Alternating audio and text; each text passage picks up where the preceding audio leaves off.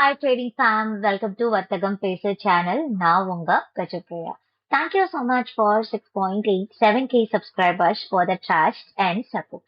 பிகினர்ஸ்க்கான complete price action series episode 1 நான் post பண்ணியிருந்தேன். So உங்க சைட்ல இருந்து ஒரு நல்ல ரெஸ்பான்ஸ் இருந்தது, நிறைய கமெண்ட்ஸும் பார்த்தேன் அண்ட் உங்களுக்கு யூஸ்ஃபுல்லா இருந்தது அப்படின்னு சொல்லியிருந்தீங்க. I felt really so happy. இன்னைக்கு எபிசோட் 2க்குள்ள போலாம் வாங்க.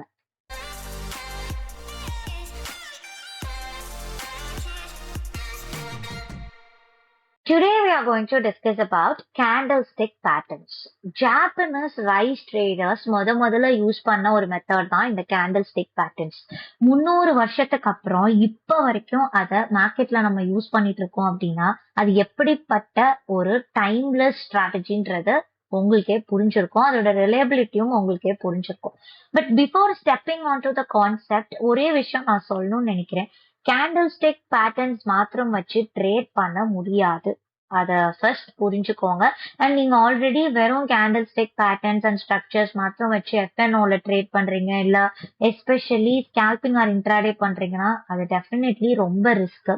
எப்பவுமே கேண்டில்ஸ்டிக் பேட்டர்ன்ஸை இன்ட்ராடேக்கோ ஸ்கேல்பிங்கோ யூஸ் பண்ணாதீங்க. அது எங்க யூஸ் பண்ணலாம் அப்படின்னா, நீங்க ஒரு இன்வெஸ்டிங் பண்ண போறீங்க, இல்ல ஒரு பொசிஷனல் ட்ரேடிங் பண்ண போறீங்க. ஒரு பொசிஷன் எடுத்துட்டு ஒரு மாசமோ இல்ல ஒரு 3 மாசமோ நான் ஹோல்ட் பண்ண போறேன் அப்படின்னா, in that case candlestick patterns will help you to understand the current sentiment. அதாவது இப்போதைக்கு பையர்ஸ் ஸ்ட்ராங்கா இருக்காங்களா, செல்லர்ஸ் ஸ்ட்ராங்கா இருக்காங்களா அப்படின்றத அண்டர்ஸ்டாண்ட் பண்ணக்கூடிய ஒரு விஷயம் தான் கேண்டில்ஸ்டிக் பேட்டர்ன்ஸ். அதை மாத்திரம் தனியா வச்சு ஒரு நல்ல சக்சஸ்ஃபுல்லான ஒரு வின் ரேட் இருக்குமான்னு கேட்டா கிடையாது.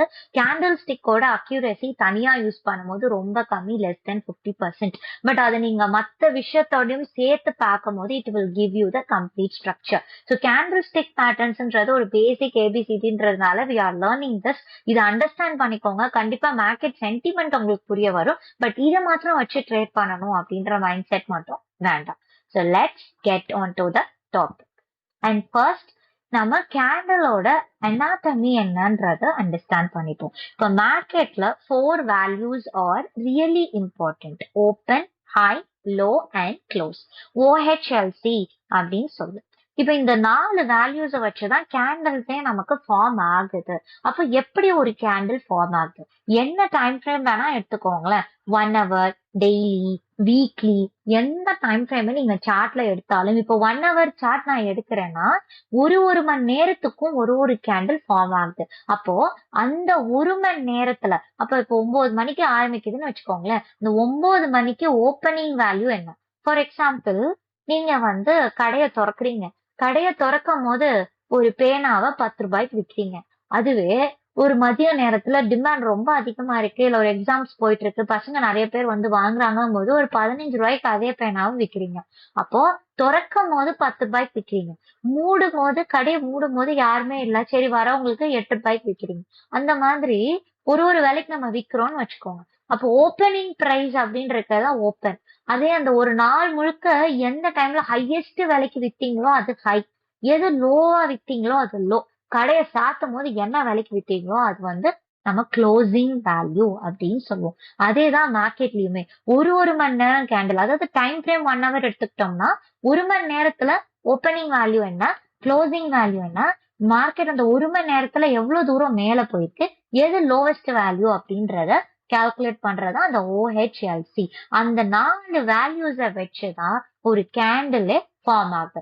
அப்போ அது கிரீன் கேண்டிலோ ரெட் கேண்டிலோ, இப்ப மார்க்கெட்ல 2 கேண்டில், கிரீன் கேண்டில்னா விலை ஏறுதுன்னு அர்த்தம், ரெட் கேண்டில்னா விலை இறங்குதுன்னு அர்த்தம். அண்ட் இன்னும் சிம்பிளா சொல்லணும்னா, இந்த கிரீன் கேண்டில நம்ம புல்லிஷ் கேண்டில்னு சொல்லுவோம், அண்ட் ரெட் கேண்டில பேரிஷ் கேண்டில்னு சொல்லுவோம். அது ஏன் சொல்றோன்றதையும் புரிஞ்சுக்கணும் இல்லையா? ஏன்னா இதுக்கு பின்னாடி ஒரு சின்ன ஒரு விஷயம் இருக்கு. புல்ஸோட ஏன் புல்லிஷ் கேண்டில கம்பேர் பண்றோம், அதாவது ஏன் விலை ஏறுறத புல்லோட கம்பேர் பண்றோம்னா, எப்படி பிரைஸ் ஒரு 10 ரூபாயில இருந்து 50 ரூபாய் ஏறுது, அதையே நான் புல்லிஷ் அப்படின்னு சொல்றேன். ஏன் புல்லோட கம்பேர் பண்றேன்?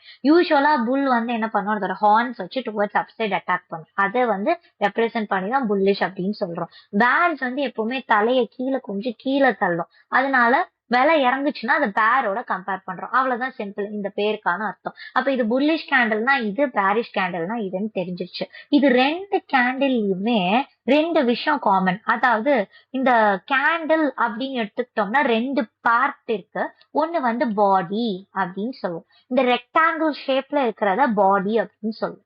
ஒரு தின் லைக் ஸ்டிக் லைக் ஸ்ட்ரக்சர் மேல இருக்கு இல்லையா, இந்த குச்சி மாதிரி இருக்கிறத வந்து விக்குன்னு சொல்லலாம், இல்லைன்னா ஷேடோன்னு சொல்லலாம். ரெண்டுமே கரெக்ட் தான். அப்ப அது விக்கு இல்ல ஷேடோ அப்படின்னு சொல்லுவோம். இது எதை ரெப்ரசென்ட் பண்ணுது? அந்த 4 வேல்யூஸ் தான் இந்த மொத்த கேண்டில்ல ரெப்ரசென்ட் பண்ணுது. அப்போ எது ஹையஸ்ட் வேல்யூவோ அது வந்து இந்த அப்பர் விக்கு ரெப்ரசென்ட் பண்ணுது. இந்த லோவஸ்ட் வேல்யூவை லோவர் விக்கு ரெப்ரசென்ட் பண்ணுது. அது ரெட் கேண்டிலா இருந்தாலும் கிரீன் கேண்டிலா இருந்தாலும் இது சேம் தான். அதாவது ஹையஸ்ட் வேல்யூன்றது இந்த விக்கு தான். இங்க பாத்தீங்கன்னாலே தெரியும். ரெட் கேண்டில்லையும் ஹை வந்து விக்கு தான், கிரீன் கேண்டில்லையும் அந்த ஹை மேல இருக்கிற விக்கு வந்து ஹையா தான் ரெப்ரசென்ட் பண்ணும், கீழே இருக்கிற விக்கு வந்து லோவா தான் ரெப்ரசென்ட் பண்ணும். ஆனா இந்த ரெண்டு கலர் கேண்டிலுக்கும் என்ன ஒரு வித்தியாசம்னா இந்த ஓப்பன் அண்ட் க்ளோஸ் தான் வித்தியாசம். ஓகேவா? சோ அது எப்படி நான் சிம்பிளா சொல்றேன். இப்போ ஒரு ஸ்டாக் வந்து 10 ரூபாயில இருக்கு, இன்னைக்கு க்ளோஸ் ஆகும்போது 50 ரூபாய்க்கு போயிடுச்சு. சரியா? இப்ப இதை நம்ம சார்ட்ல வரைஞ்சா எப்படி வரைவோம்? இப்போ ஒரு சார்ட் இப்படி எடுத்துக்கிறோம். சோ இப்ப நான் வந்து இதை எக்ஸ் ஆக்சிஸ் இதை ஒய் ஆக்சிஸ் அப்படின்னு எடுத்துக்கிறேன். இப்போ எக்ஸ் ஆக்சிஸ்ல நான் ஜான் ஃபெப் அப்படின்னு மந்த் போட்டுக்கிறேன். ஒய் ஆக்சிஸ்ல ஜஸ்ட் 10 20 30 அப்படின்னு வச்சுக்கிறேன்னு வச்சுக்கோங்க. சோ தொடக்கத்துல 10 ரூபாயில இருக்கு, க்ளோஸ் பண்ணும்போது 50 ரூபாயில இருக்கு. அப்ப கிராஃப் எப்படி போகும்? Towards up side. Arrow mark எப்படி போகுது? கீழ இருந்து தான் மேல போகுது இல்லையா? அப்ப தொடக்கத்துல கீழ இருந்தது, க்ளோஸ் ஆகும்போது மேல போகுது. அப்போ தொடக்கத்துல கீழ இருந்துச்சுன்னா ஓப்பன்லயும் கேண்டல்லயும் அப்படியேதான். அப்போ ஓப்பனிங் வேல்யூ 10 ரூபான்னா பாட்டம். அப்ப கிரீன் கேண்டல்ல எப்பவுமே ஓப்பன் பாட்டம் ஆஃப் த பாடியில இருக்கும். க்ளோஸ் ஆகும்போது விலை ஏறி போய் க்ளோஸ் ஆகுது. அப்போ டாப்ல இருக்கும். இப்ப க்ளோஸ் ஆகும்போது டாப் ஆஃப் த பாடியில இருக்கும். அப்ப கிரீன் கேண்டில்னா இதான் வித்தியாசம். எப்பவுமே ஓப்பன் கீழ இருக்கும், க்ளோஸ் மேல இருக்கும். அதுவே ரெட் கேண்டில்னா ஆப்போசிட்டா இருக்கும். ஏன்னா இப்போ ஒரு ஸ்டாக் 50 ரூபாயில இருக்கு, ஓபன் பண்ணும்போது மார்க்கெட் ஓபன் ஆகும்போது க்ளோஸ் ஆகும்போது 10 ரூபாய்க்கு போய் க்ளோஸ் ஆகுது. இன்னைக்கு ஃபுல்லா மார்க்கெட் கீழே தான் விழுந்திருக்குன்னு வச்சுக்கோங்க. அப்ப நம்ம கிராஃப்ல எப்படி பிளாட் பண்ணுவோம்? 50 ரூபாய் இங்க இருக்கும், 10 ரூபாய் இங்க இருக்கும். முதல்ல இங்க 50 ரூபாயில இருக்கு, கீழே வரும்போது இப்படி டவுன் சைடு ஆரோ. அப்போ ஓப்பனிங் வேல்யூ எங்க இருக்கு? மேல இருக்கு. அப்போ ஓப்பன் மேல இருக்கும், க்ளோஸ் கீழே இருக்கும். அதுதான் பாரிஷ் கேண்டில். இதுதான் இந்த ரெண்டு கலர் கேண்டிலுக்கும் உள்ள வித்தியாசம். ஹை எப்பவுமே மேல இருக்கிற விக்க, லோ எப்பவுமே கீழே இருக்கிற விக்க, நடுவுல இருக்கிற பாடி மட்டும் ஓப்பன் அண்ட் க்ளோஸ வச்சுதான் அது கிரீன் ஆகுதா ரெட் ஆகுதான்னு தெரியும்.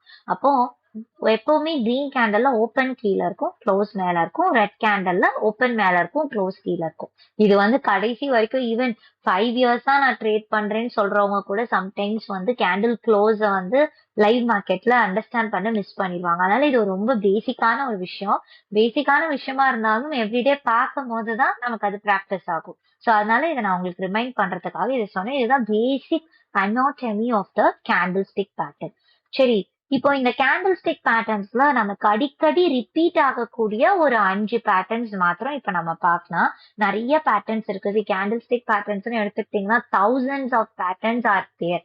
சரி, நான் வந்துட்டு ஒரு விஷயம் வந்து உண்மைதான். கேண்டில் ஸ்டிக் பேட்டர்ன்ஸை மாத்திரம் வச்சு ட்ரேட் பண்ணி சக்சஸ் பண்ற ஒரு ட்ரேடர்ஸ் எல்லாருமே ஹிஸ்டாரிக்கலா நம்ம படிப்போம். பட் அவங்களாம் thousands ஆஃப் பேட்டர்ன்ஸை வந்து அனலைஸ் பண்ணி அண்டர்ஸ்டாண்ட் பண்ணி எக்ஸிக்யூட் பண்ணாங்க. பட் ப்ராக்டிகலி ஸ்பீக்கிங் இப்ப என்னால 1000 பேட்டர்னை ஞாபகம் வச்சுக்க முடியுமா அப்படின்னு கேட்டா கண்டிப்பா முடியாது.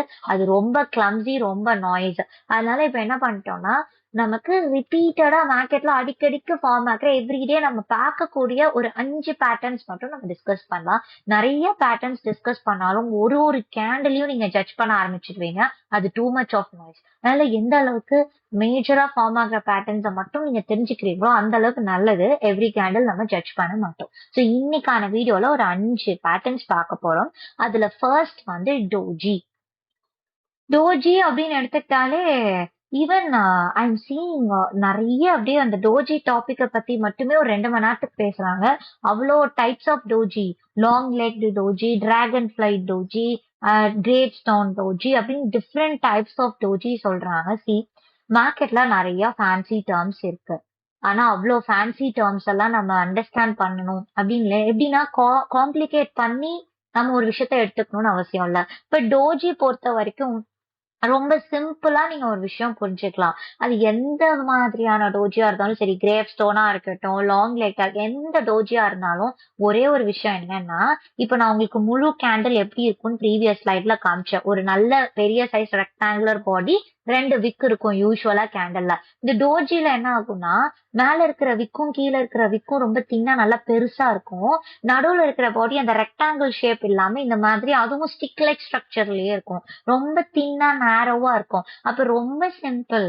உங்களுக்கு டோஜின்றது இப்படி இருந்தாலும் டோஜி தான், நடுவுல ஃபார்ம் ஆனாலும் டோஜி தான், பாடி இப்படி இருந்தாலும் டோஜி தான்.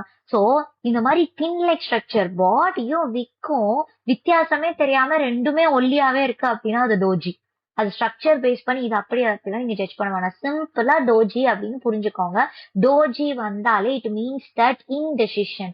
இன்டெசிஷன்னா என்ன? இப்போ ஒரு கிரீன் கேண்டில் வந்துச்சு அப்படின்னா பையர் ஸ்ட்ராங்கா இருக்காங்க, விலை ஏறுதுன்னு தெரிஞ்சுக்கிறீங்க. ஒரு ரெட் கேண்டில் வந்துச்சுன்னா செல்லர் ஸ்ட்ராங்கா இருக்காங்க, விலை இறங்குதுன்னு தெரிஞ்சுக்கிறீங்க. ஆனா டோஜி வரும்போது நமக்கு வந்து யாரு பவர்ஃபுல்லா இருக்காங்கன்னு தெரிஞ்சுக்க முடியாது. ஏன்னா பையர்ஸும் செல்லர்ஸும் ஈக்குவலா போட்டி போட்டுட்டு இருப்பாங்க. ஓப்பனும் க்ளோஸும் ஒரே வேல்யூவா இருக்கும். அதாவது ஓப்பன் இஸ் ஈக்குவல் டு க்ளோஸா இருக்கும். அப்பதான் டோஜி ஃபார்ம் ஆகும். அப்ப பையர்ஸ தெரிஞ்சுக்க முடியாது. மார்க்கெட்ல பிரைஸ் விலை வந்துட்டு ஏறுதா இறங்குதா அப்படின்றத தெரிஞ்சுக்க முடியாது. அப்போ indecision in the market. Buyers and sellers are fighting closely in the market அப்படின்னு அர்த்தம் டோஜிக்கு. அப்ப டோஜி வந்துருச்சுனாலே இன்டிசிஷன் முடிவு பண்ணிக்கோங்க. அப்ப அடுத்த கேண்டில வச்சுதான் நீங்க டைரக்ஷனை டிசைட் பண்ண முடியும். அப்ப டோஜிக்கு அடுத்தே ஒரு நல்ல ரெட் கேண்டில் வரணும். அதாவது கொஞ்சம் ஸ்ட்ராங்கான ரெட் கேண்டில். திரும்பவும் இந்த மாதிரி குட்டி குட்டி கேண்டில் ஃபார்ம் ஆச்சுன்னா அது கன்சிடரபிள் கிடையாது. நல்ல ஒரு ஸ்ட்ராங்கான ரெட் கேண்டில் வந்துச்சுன்னா அது டவுன் ட்ரெண்ட் அப்படின்றத நீங்க கன்சிடர் பண்ணிக்கலாம். அதுவே ஒரு ஸ்ட்ராங்கான கிரீன் கேண்டில் வந்துச்சு அப்படின்னா அப் ட்ரெண்ட் அப்படின்றத கன்சிடர் பண்ணிக்கலாம். இப்ப சிம்பிளா எந்த மாதிரியான டோஜி வந்தாலும் இவ்வளவுதான் விஷயம். இன்டெசிஷன். அப்ப அடுத்த கேண்டிலுக்கு வெயிட் பண்ணி டைரக்ஷனை ஃபைண்ட் அவுட் பண்ணிக்கலாம். அவ்வளவுதான் டோஜி. அண்ட் அடுத்து வந்துட்டு ஹேமர். ஹேமர் அப்படின்னு அதுக்கு ஏன் பேர் வந்துச்சுன்னா பாக்குறதுக்கு சுத்தில் மாதிரி இருக்கும். சுத்தில் நமக்கே தெரியும். சுத்தில்ல வந்துட்டு நமக்கு ஒரு ஹெட் ஒன்னு இருக்கும் அண்ட் நம்ம அந்த ஹோல்ட் பண்றதுக்கு ஒன்னு இருக்கும். சோ அப்ப அந்த ஹோல்ட் பண்ற அந்த கைப்பிடி வந்து நல்ல நீளமா இருக்கும். அதேதான் இங்கேயும். அந்த விக் இருக்கு இல்லையா, லோவர் விக். அந்த லோவர் விக் நல்ல நீளமா இருக்கும். பாடி வந்து இந்த மாதிரி இருக்கும். அப்ப இந்த மாதிரி ஒரு ஒரு ஹேமர் மாதிரி ஒரு சுத்தில் மாதிரி ஒரு ஸ்ட்ரக்சர் இருந்ததுன்னா அதுக்கு பேரு ஹேமர் அப்படின்னு அர்த்தம். அப்ப இந்த ஹேமர் இதெல்லாம் என்ன மாதிரியான ஒரு இன்ஃபர்மேஷனை கொடுக்குது? சரி, 2 இருக்கு. ஹேமர் வந்து உங்களுக்கு டவுன் ட்ரெண்ட்ல, அதாவது மார்க்கெட் கீழே விழுந்துட்டு இருக்கும். டவுன் ட்ரெண்ட்ல உங்களுக்கு ஹேமர் ஃபார்ம் ஆச்சு அப்படின்னா மார்க்கெட் மேல போக போகுதுன்னு அர்த்தம். அதே ஹேமர் மாதிரியான ஒரு ஸ்ட்ரக்சர் அப் ட்ரெண்ட்ல ஃபார்ம் ஆகுதுன்னு வச்சுக்கோங்க. இந்த மாதிரி மார்க்கெட் மேல போயிட்டு இருக்கு. இங்க வந்து இந்த மாதிரி ஒரு ஹேமர் ஃபார்ம் ஆகுது அப்படின்னா அது ஹேமர்னு சொல்ல மாட்டோம், ஹேங்கிங் மேன் அப்படின்னு சொல்லுவோம். அப்ப என்ன அர்த்தம்? ட்ரெண்ட் வந்து கீழே விழ போகுது அப்படின்றது அர்த்தம். சோ இப்ப ஜென்ரலா கேண்டில் ஸ்டிக் பேட்டர்ன்ஸ் எல்லாமே நமக்கு ரிவர்சல்ல இன்டிமேட் பண்ணக்கூடிய ஒரு விஷயம் தான். அப்ப சிம்பிளா புரிஞ்சுக்கோங்க. மார்க்கெட் கீழே விழுதா, சுத்தில் மாதிரி ஒரு ஸ்ட்ரக்சர் இருக்கா, அப்ப அது வந்து ஹேமர். அப்ப மார்க்கெட் ரிவர்ஸ் ஆகிறதுக்கான ப்ராபபிலிட்டி அதிகம். இந்த மார்க்கெட் நல்லா மேல போய்க்கிட்டே இருக்கா, அதே சுத்தில் மாதிரி ஒரு ஸ்ட்ரக்சர் மேல டாப்ல அப் ட்ரெண்ட்ல ஃபார்ம் ஆகுதா, அப்ப அங்கிருந்து ரிவர்ஸ் ஆகி கீழே விழ போகுது அப்படின்றதுதான் அர்த்தம். சோ இதுதான் வந்து ஹேமர் அண்ட் ஹேங்கிங் மேன் சொல்லக்கூடிய ஒரு விஷயம். இந்த மாதிரி ஒரு ஸ்ட்ரக்சர் இருந்தது அப்படின்னா ரிவர்சல். அப்போ எது எங்க ஃபார்ம் ஆகணும்னு நம்ம கவனமா தெரிஞ்சுக்கணும். டவுன் ட்ரெண்ட்ல ஃபார்ம் ஆனா ஹேமர், அப் ட்ரெண்ட்ல ஃபார்ம் ஆனா ஹேங்கிங் மேன். அப்படியே ட்ரெண்ட் ரிவர்ஸ் ஆக போகுது அப்படின்னு அர்த்தம். And then engulfing pattern. Engulfing அப்படின்னாலே பயாலஜிக்கல் டேர்ம்ல என்கல்ஃபிங்னா விழுங்குறதுன்னு சொல்லுவோம். அப்போ ஒரு கேண்டில் இன்னொரு கேண்டில் விழுங்குற மாதிரி அப்படி ஜிஜாண்டிக்கா ஃபார்ம் ஆகும். ஃபார் எக்ஸாம்பிள், இப்போ ஒரு ரெட் கேண்டில் சின்னதா ஃபார்ம் ஆகுது. அதை தூக்கி சாப்பிடுற அளவுக்கு பக்கத்துலயே ஒரு பெரிய கேண்டில் ஃபார்ம் ஆச்சுன்னா அது என்கல்ஃபிங் கேண்டில். அப்போ ஒரு நல்ல டவுன் ட்ரெண்ட் நடக்குது. அப்போ வந்து ஒரு சின்ன ரெட் கேண்டில் ஃபாலோட் பை ஒரு கிரீன் கேண்டில் ஃபார்ம் ஆகுதுன்னா அது புல்லிஷ் என்கல்ஃபிங். அப்ப மார்க்கெட் என்ன பண்ண போகுது? மேல போகுது. சிம்பிள். ஒரு டவுன் ட்ரெண்ட்ல எனக்கு வந்து என்கல்ஃபிங் ஃபார்ம் ஆகுது, ரெண்டாவதா ஃபார்ம் ஆகுற கேண்டில் வந்து கிரீன் கேண்டிலா இருக்குன்னா மார்க்கெட் மேல போகுதுன்னு அர்த்தம். அதுவே மார்க்கெட் மேல போயிட்டு இருக்கு, முதல்ல ஒரு சின்ன கிரீன் கேண்டில் அது தூக்கி சாப்பிடுற அளவுக்கு பெருசா ஒரு ரெட் கேண்டில் ஃபார்ம் ஆகுதுன்னா பேரிஷ் என்கல்ஃபிங். அப்போ அவ்வளவுதான், மேல போயாச்சு, இப்ப மார்க்கெட் ரிவர்ஸ் ஆக போகுது, கீழே விழ போகுது அப்படின்றதுதான் அர்த்தம். அப்ப இதுதான் என்கல்ஃபிங் பேட்டர்ன் நமக்கு சொல்லி கொடுக்குது. இந்த பேட்டர்ன் ஸ்ட்ரக்சர் உங்களுக்கு புரிஞ்சிடும். நீங்க லைவ்ல முக்கியமா பார்க்க வேண்டியது அது அப் ட்ரெண்ட்ல ஃபார்ம் ஆகுதா டவுன் ட்ரெண்ட்ல ஃபார்ம் ஆகுதா அதை பொறுத்து தான் நீங்க டைரக்ஷனை டிசைட் பண்ண முடியும். மோஸ்டா புல்லிஷ் என்கல்ஃபிங் டவுன் ட்ரெண்ட் முடிஞ்சக்கு அப்புறம் நடக்கும், பேரிஷ் என்கல்ஃபிங் அப் ட்ரெண்ட் முடிஞ்சக்கு அப்புறம் நடக்கும். ரிவர்சலுக்கான ஒரு அறிகுறி. அண்ட் அடுத்த பேட்டர்ன் வந்து நம்ம எல்லாரும் அடிக்கடி ஃபேமஸா பேசக்கூடிய ஒரு பேட்டர்ன் இன்சைட் பார் பேட்டர்ன். இன்சைட் பார்னா என்னன்னா, முதல்ல ஒரு கேண்டில் ஃபார்ம் ஆகும், அதோட ஹை அண்ட் லோக்குள்ள அடுத்த கேண்டில் ஃபார்ம் ஆகும். அதாவது அந்த மொத்த கேண்டிலுமே ஓகேவா, அடுத்த கேண்டிலோட பாடி ஹை லோ எல்லாமே இந்த முதல் கேண்டிலோட ஹை அண்ட் லோக்குள்ள அடங்கிடும். விக்கு கூட இதை விட்டு வெளியே வரக்கூடாது. முதல் கேண்டிலோட ஹை அண்ட் லோவை விட்டு வெளியில அடுத்த கேண்டிலோட விக்கு கூட வரக்கூடாது. மொத்த கேண்டில் பாடி அலாங் வித் விக் எல்லாமே சேர்ந்து முதல் கேண்டிலுக்குள்ள இருந்துச்சுன்னா அது இன்சைட் பார் அப்படின்னு சொல்லுவோம். அப்ப இந்த இன்சைட் பார் என்னன்னா ஒரு கம்ப்ரெஷன் தான். ஒரு பெரிய கேண்டிலுக்குள்ள அடுத்த நாள் ஒரு சின்ன கேண்டில் ஃபார்ம் ஆகுதுன்னா இவென்ச்சுவலி பிரேக் அவுட் நடக்க போகுது. அப்போ இது ரெண்டுத்தையும் தாண்டி மேலேயோ கீழேயோ பிரேக் பண்ணா அந்த டைரக்ஷன்ல மார்க்கெட் நல்லா மூவ் ஆக போகுதுன்னு அர்த்தம். இப்ப இந்த இடத்துல வந்து ஒரு இன்சைட் பார் இருக்கு, இத மேல பிரேக் பண்ணிடுச்சுன்னா மார்க்கெட் மேல போகுதுன்னு அர்த்தம், கீழே பிரேக் பண்ணிடுச்சுன்னா மார்க்கெட் கீழே வரப்போகுதுன்னு அர்த்தம். அப்ப இந்த இன்சைட் பார் ஃபார்ம் ஆகுது அப்படின்னா பிரைஸ் வந்து நல்லா கம்ப்ரஸ் ஆயிட்டே வருது, ஏதோ ஒரு டைரக்ஷன்ல வெடிக்க போகுது. அப்ப ஏதோ ஒரு டைரக்ஷன்ல பிரேக் அவுட் நடந்தோடனே அந்த டைரக்ஷன்ல பிரைஸ் நல்லா மூவ் ஆக போகுதுன்னு அர்த்தம். இதுவுமே அடிக்கடி ஃபார்ம் ஆகக்கூடிய ஒரு பேட்டர்ன் தான் இன்சைட் பார் பேட்டர்ன். இது வந்து பிரேக் அவுட்டுக்கான ஒரு அறிகுறியா நம்ம பார்க்கிறோம். And finally pin bar candle stick pattern. இந்த பின் பாரும் அடிக்கடி நம்ம பார்க்கக்கூடிய ஒரு விஷயம் தான். பின் பார்னா என்னன்னா, விக் வந்து நல்லா ஷார்ப்பா இருக்கும், பெரிய விக்கா இருக்கும், பாடி வந்து ரொம்ப சின்னதா இருக்கும். அந்த மாதிரி இருக்கும் போது அதை பின் பார் அப்படின்னு சொல்லுவோம். அதாவது நம்ம குண்டூசி இருக்குல்ல, குண்டூசிக்கு வந்து எப்படி இருக்கும், மேல வந்து ஒரு சின்ன ஒரு ரவுண்ட் இருக்கும், கீழே பெரிய விக்கு இருக்கும். அந்த மாதிரி ஒரு சின்ன பாடி பெரிய விக்கு, பயங்கர பெரிய விக்கு, அந்த மாதிரி ஒரு பெரிய விக்கு இருந்தது அப்படின்னு that is call pin bar candle. அப்ப அந்த பின் பார் கேண்டில் வருதுனாலே ரிஜெக்ஷன் ரிவர்சல் அப்படின்னு அர்த்தம். ஒரு சிம்பிளா சொல்லணும்னா, இப்ப பிரைஸ் நல்லா கீழே வந்துகிட்டு இருக்கு, ஒரு சப்போர்ட் லெவல் இருக்கு, அங்க நல்லா பெருசா இந்த மாதிரி ஒரு விக்கு ஃபார்ம் ஆகுது, ரிஜெக்ட் ஆகுதுன்னா அப்ப அங்கிருந்து ரிவர்ஸ் ஆகி மேல வரப்போகுதுன்னு அர்த்தம். இல்ல பிரைஸ் நல்லா மேல போயிட்டு இருக்கு, ஒரு இம்பார்ட்டன்ட் ரெசிஸ்டன்ஸ் ஜோன் இருக்கு, அந்த ரெசிஸ்டன்ஸ் ஜோன்ல வந்து ஒரு நல்ல ஷார்ப் ரிஜெக்ஷன் விக்கு குச்ச மாதிரி ஒரு விக்கு கொடுத்து கீழே வருது அப்படின்னா பிரைஸ் கீழே வரப்போகுதுன்னு அர்த்தம். சோ இது எப்படி நீங்க புரிஞ்சுக்கணும்னா, ஏதாவது ஒரு இம்பார்ட்டன்ட் சப்போர்ட் ஆர் ரெசிஸ்டன்ஸ் லெவல்ல ஒரு ஷார்ப் ரிஜெக்ஷன் வருது, பின்பார் கேண்டில் ஃபார்ம் ஆகுதுன்னா இவென்ச்சுவலா அந்த இடத்துல ரிவர்சல் நடக்க போகுது அப்படின்றது அர்த்தம். இதுவும் ரிவர்சலுக்கான ஒரு அறிகுறி. அப்போ எங்கெல்லாம் ரிவர்சல் நடக்க போகுதுன்னு இந்த மாதிரி சிம்பிள் கேண்டில் ஸ்டிக் பேட்டர்ன்ஸை வச்சு அண்டர்ஸ்டாண்ட் பண்ணிக்க முடியும். அப்ப இதை வச்சு மார்க்கெட்ல என்ன நடக்க போகுது, ரிவர்ஸ் ஆக போதா, இல்ல இப்ப பின் பார் வந்துச்சுன்னா ரிவர்ஸ் ஆக போகுதுன்னு தெரியும், இன்சைட் பார் வந்துச்சுன்னா பிரேக் அவுட் ஆச்சுன்னா அதுக்கு ஏத்த மாதிரி மூவ் ஆகும்னு தெரியும், டோஜி வந்துச்சுன்னா என்ன பண்ணும்னு தெரியும். அப்ப மார்க்கெட் எப்படி மூவ் ஆக போகுதுன்றத சார்ட்டை பாக்குறச்ச உங்களுக்கு கண்டிப்பா ஒரு ஐடியா வரும். அந்த ஐடியா வரதுக்காக தான், அந்த புரிதலுக்காக தான் கேண்டில் ஸ்டிக் பேட்டர்ன்ஸை நம்ம படிக்கிறோம். ஸோ இந்த அஞ்சுமே ரிப்பீட்டடா ஃபார்ம் ஆகக்கூடிய ஒண்ணு. நீங்க ஏதாவது லைவ் மார்க்கெட்ல அப்ளை பண்ணி எப்படி மூவ் ஆகுதுன்றத பார்க்கலாம். பட் ஒரு கண்டிஷன், இந்த கேண்டில் ஸ்டிக் பேட்டர்ன்ஸை நீங்க அப்ளை பண்றீங்கன்னா எந்த டைம் ஃப்ரேம்ல அப்ளை பண்ணணும். 1 hour, 5 minutes, 15 minutes, 1 hour-ம் லெஸ் தென் 1 hour-லயும் கட்டாயம் யூஸ் பண்ணாதீங்க. I never prefer.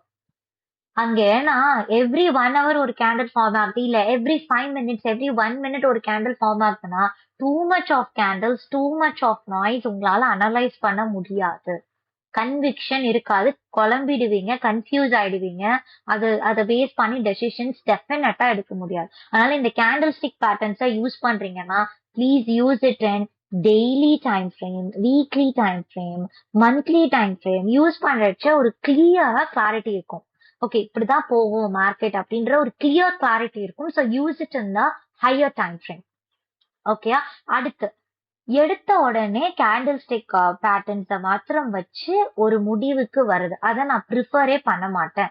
நான் ஸ்டெப் வைஸ் எப்படி நீங்க அண்டர்ஸ்டாண்ட் பண்ணணும்ன்றதையும் சொல்றேன். First step identify the level. That is very important. அப்படின்னா என்ன அப்படின்னு கேட்டீங்கன்னா, லெவல் அப்படின்னா ஒரு இம்பார்ட்டன்ட் சப்போர்ட் லெவலோ ரெசிஸ்டன்ஸ் லெவலோ, ஒரு சார்ட்டை அனலைஸ் பண்றீங்க, பிளெயினா ஒரு சார்ட் எடுக்கிறீங்க அப்படின்னாலே முதல் விஷயம் நீங்க பண்ண வேண்டியது அதுல சப்போர்ட் எங்க இருக்கு, ரெசிஸ்டன்ஸ் எங்க இருக்கு, அதுலயும் இம்பார்ட்டன்ட் சப்போர்ட் எது, ரெசிஸ்டன்ஸ் எது. ஒரு சார்ட் எடுத்தோம்னா ஒரு 10 லைன் 15 லைன் போடுறது இல்ல, எங்க இம்பார்ட்டன்ட் லெவல்ஸ் இருக்கோ அதை மார்க் பண்ணணும். சப்போர்ட் ரெசிஸ்டன்ஸ் அதான் ஃபர்ஸ்ட் ஸ்டெப்.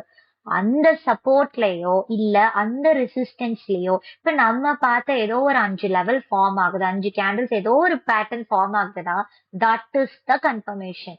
நிறைய பேர் நம்ம என்ன பண்ணுவோம்னா முதல்ல கேண்டில்ஸ பார்த்து ஜட்ஜ் பண்ணிடுவோம். ஓகே, புல்லிஷ் என்கல்ஃபிங் ஃபார்ம் ஆயிடுச்சு, மார்க்கெட் மேலதான் போகும், ஓகே நெக்ஸ்ட் லெவல போடுவோம், இது எது ரெசிஸ்டன்ஸ் எது சப்போர்ட் அப்படி நெக்ஸ்ட் லெவல போடுவோம். அது பண்ணாதீங்க. See, always நமக்கு levels தான் very important. Levels will set the stage for the trade. Okay, so first levels போடுங்க. அப்போ எது ரெசிஸ்டன்ஸ் எது சப்போர்ட்னு தெரியும். அந்த இடத்துக்கு வந்து கேண்டில்ஸ் ரிஜெக்ட் ஆகும் போது ஒரு சப்போர்ட்ல வந்து உங்களுக்கு ஒரு பின் பார் ஃபார்ம் ஆகுதுன்னா ஓகே, ஆல்ரெடி அது சப்போர்ட் லெவல், அதுல பின் பார் ஃபார்ம் ஆகுது, அப்ப அங்க இருந்து ரிவர்ஸ் ஆக போகுது கன்ஃபர்மேஷன். அந்த மாதிரி இடத்துல நீங்க அதை யூஸ் பண்ணுங்க. இன்னொரு விஷயம் என்னன்னா, நம்ம எடுத்த உடனே கேண்டில்ஸ பார்த்துட்டு லெவல்ஸ் போடாதீங்க, முதல்ல லெவல்ஸ போடுங்க, அடுத்து கேண்டில்ஸ் பாருங்கன்னு சொன்னேன். இன்னொரு விஷயம், நம்ம வந்து ஈஸியா என்ன பண்ணிடுவோம், ஓகே இது ஹேமர், இது வந்து புல்லிஷ் என்கல்ஃபிங் அப்படின்னு சொல்லி ட்ரேட் பண்ணிடுவோம். பட் அதுக்கு முன்னாடி ட்ரெண்ட பாருங்க. அதாவது ஹேமர்னா எங்க ஃபார்ம் ஆகணும்னு சொன்னேன், டவுன் ட்ரெண்ட்ல ஹேமர் ஃபார்ம் ஆனா ரிவர்சல், அதே டவுன் ட்ரெண்ட்ல புல்லிஷ் என்கல்ஃபிங் ஃபார்ம் ஆனா ரிவர்ஸ் ஆகி மேல போகும்னு அர்த்தம்.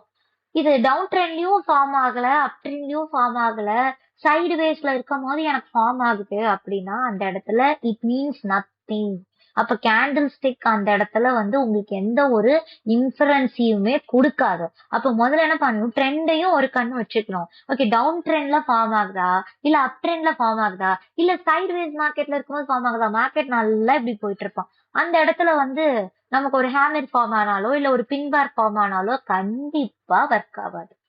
அப்ப முதல்ல என்ன பண்ணணும், நமக்கு இதெல்லாம் தெரியணும். லெவல்ஸ் தெரிஞ்சது அப்படின்னாலே மார்க்கெட் அப் ட்ரெண்ட்ல இருக்கா, டவுன் ட்ரெண்ட்ல இருக்கா, சைட்வேஸ்ல இருக்கான்னு தெரிஞ்சிடும். அப்ப சைட்வேஸ் மார்க்கெட்ல இருக்கும் போது கேண்டில் ஸ்டிக் பேட்டர்ன்ஸ் ஒர்க் ஆகாதுன்றத புரிஞ்சுக்கோங்க. ஒரு நல்ல அப் ட்ரெண்ட்ல இருக்கு இல்ல ஒரு நல்ல டவுன் ட்ரெண்ட்ல இருக்குன்னா ஈஸியா ரிவர்சல்ஸை நீங்க அண்டர்ஸ்டாண்ட் பண்ணிப்பீங்க. அண்ட் இதெல்லாம் கூட சேர்த்து வால்யூமும் நீங்க செக் பண்ணீங்கன்னா ஓரளவுக்கு நல்ல கிளாரிட்டி கிடைச்சிடும். நெவர் டூ பேட்டர்ன் ஹண்ட், சிம்பிளா ஹேமர். இது வந்து இன்னும் நிறைய பேர் நான் பார்த்திருக்கேன். எஃப்என்ஓ ட்ரேடிங்ல ஒரு கப் அண்ட் ஹேண்டில் ஃபார்ம் ஆகுது, ஒரு யூ ஷேப் ரெக்கவரி இருக்குன்னு என்ட்ரி எடுத்து நிறைய லாஸ் பண்ணவங்க. ஐ ஹியர் சோ மெனி ஸ்டோரிஸ். அதனால ஒரு வார்னிங்கா நான் சொல்றேன், மார்க்கெட்ல மணி மேக் பண்ண முடியும்ன்றது உண்மை. பட் ரொம்ப ஈஸியா மேக் பண்ண முடியுமான்னு கேட்டா டெஃபினெட்லி நாட். அதுவும் ஃபியூச்சர்ஸ் அண்ட் ஆப்ஷன்ஸ்ல ஒரு பிகினரா டைரக்டா என்ட்ரி ஆகுறீங்கன்னா ரொம்ப ரொம்ப ரொம்ப ரிஸ்க்.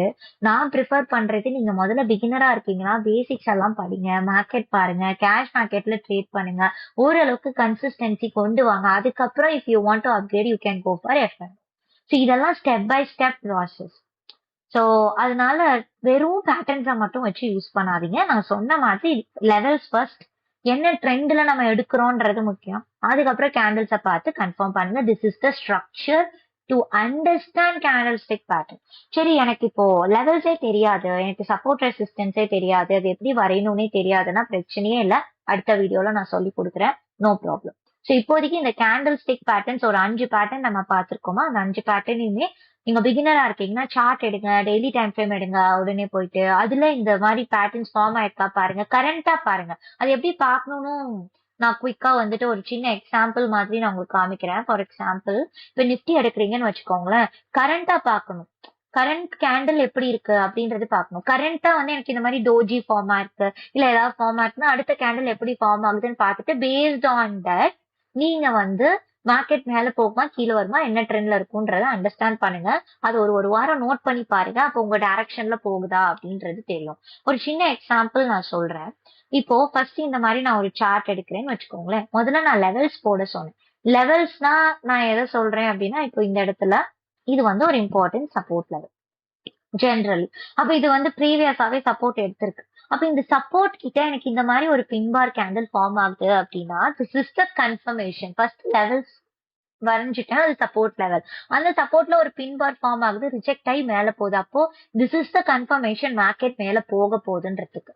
ஃபார் எக்ஸாம்பிள் இது வந்து ஒரு இம்பார்ட்டன்ட் ரெசிஸ்டன்ஸ் லெவல் அப்படின்னு நான் இங்க வரையறேன்னு வச்சுக்கோங்க. This is important resistance level.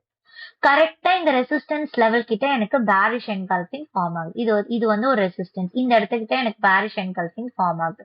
அப்ப கண்டிப்பா மார்க்கெட் கீழே விழ போகுதுன்றதுக்கான கன்ஃபர்மேஷன். இதான் சொல்றேன். First draw levels, second understand candlestick patterns. டெஃபினட்டா மார்க்கெட் சென்டிமெண்ட்டை புரிஞ்சிக்க முடியும். Okay, so this is how you have to look at the chart. இந்த மாதிரி நம்மளோட அந்த 5 சொல்லி கொடுத்த பேட்டர்ன்ஸையும் சார்ட்ல எடுத்து போட்டு பாருங்க. போட்டு பார்த்து ப்ராக்டிஸ் பண்ணுங்க. ப்ராக்டிஸ் பண்ண அது யூஸ்வலா உங்களுக்கு நார்மலைஸ் ஆயிடும். கேண்டில்ஸை பார்க்கும் போதே you can understand what is going to happen அப்படின்றது. Okay, so levels first, candle second, and then you have to confirm that with the volume. அதுதான் இன்னைக்கு lesson of the day. Next வீடியோல பார்க்கலாம். அண்ட் இதுல உங்களுக்கு ஏதாவது டவுட்ஸ் இருந்தது அப்படின்னா do let me know in the comment section. Definitely, I will clarify all your queries. And உங்களுக்கு ஏதாவது டவுட்ஸ் இருந்ததுன்னா you can even WhatsApp us. And நம்மளோட Telegram and WhatsApp community link நான் டிஸ்கிரிப்ஷன்ல கொடுக்குறேன். நீங்க மறக்காம ஜாயின் பண்ணிக்கலாம். So we'll see you on the next video of this series. Until then, bye. Take care. Happy trading.